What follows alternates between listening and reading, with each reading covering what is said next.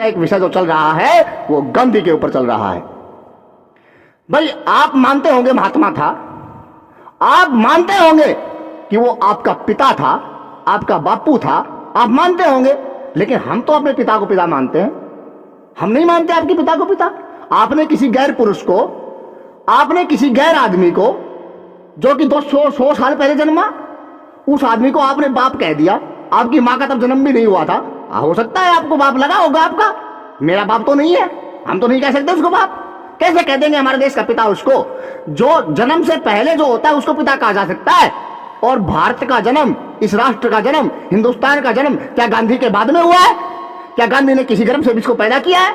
क्या गांधी के नाम पर इस देश का नाम रखा गया है? आप सोचिएगा, ये तर्क का विषय है, ये विचार करने का विषय है कि इसके ऊपर बहस होनी चाहिए। ये बहस का विषय है। मैं गांधी को गालियां नहीं देता। गांधी एक व्यक्ति था और वो व्यक्ति अच्छा हो सकता है, बुरा हो सकता है, उसके बारे में अनेक विचार चल सकते हैं। कोई उसकी बुराई करेगा, कोई उसकी बड़ाई करेगा। भगवान राम के ऊपर भी लांछन लगाया जाता है कि उसने माता सीता का त्याग कर दिया था, उसकी कमी थी। उसने बाली को छुप करके मारा था, उसकी कमी थी।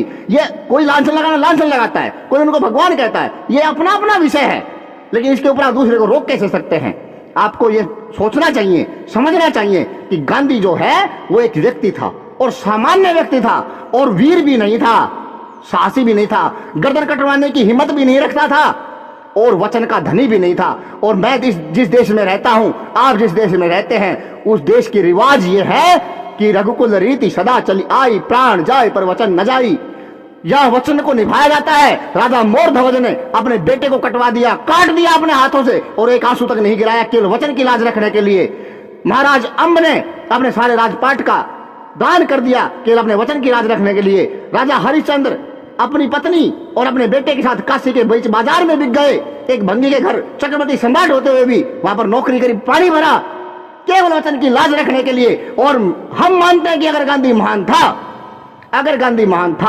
अगर आप मानते हैं गांधी महान था और बहुत महान था, तो वो कम से कम उसे अपने वचन की लाज रखनी चाहिए थी। और उसने वचन दिया था कि अगर भारत के टुकड़े होंगे, अगर देश का बंटवारा होगा तो मेरी लाश पर होगा। और देश का बंटवारा होने के बाद, या तो देश का बंटवारा होना नहीं था, अगर हुआ तो उसे खुद मर जाना चाहिए था। यह उसका कर्तव्य बनता था कि वो अपने देश की लाज को बचाता, अपने देश की आन बान शान को पहचानता, अपने देश के इतिहास को पहचानता, जानता, और उसकी आन बान शान को बचाने के लिए, अपने वचन की रक्षा करने के लिए खुद अपना देह दान कर देता।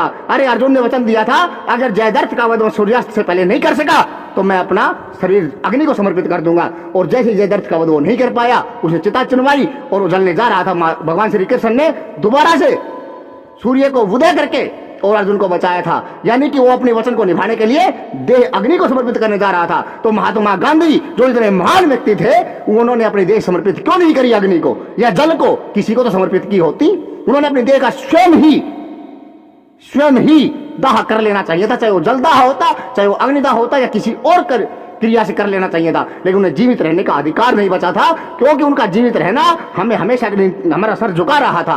हमें कहा जाता कि तुम्हारा एक महापुरुष, तुम कहते हो कि हमारे यहाँ वचन के धनी होते हैं, और तुम्हारा एक महापुरुष, तुम्हारा राष्ट्र का पिता वचनहारी हो गया, उसने वचन को हार दिया। उसने वचन दिया था कि देश के टुकड़े होंगे तो मेरी लाश पर होंगे, और देश बट गया, वो मरा नहीं।